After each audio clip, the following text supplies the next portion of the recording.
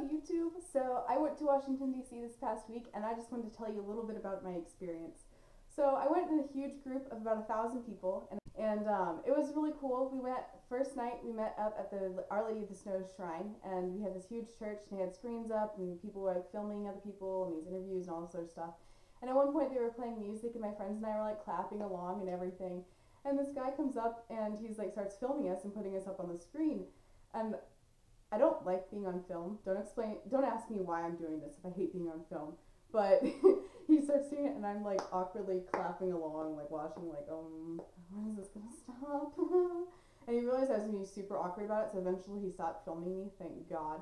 But it was extremely awkward until that point. What was really funny is one of the nuns was going around and interviewing various people, and she asked one of the 8th graders what they were more excited to see, the Rocky Mountains or the Statue of Liberty.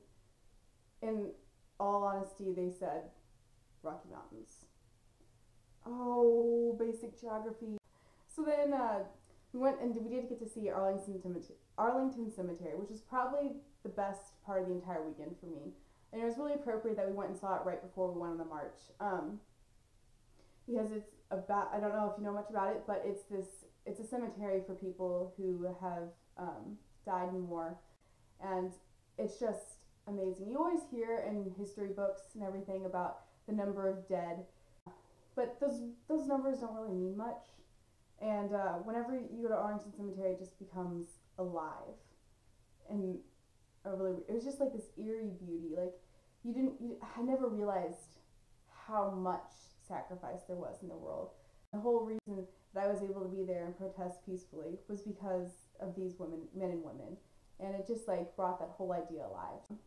So we went on the march and it was really great, except my group ended up in front of the entire march itself.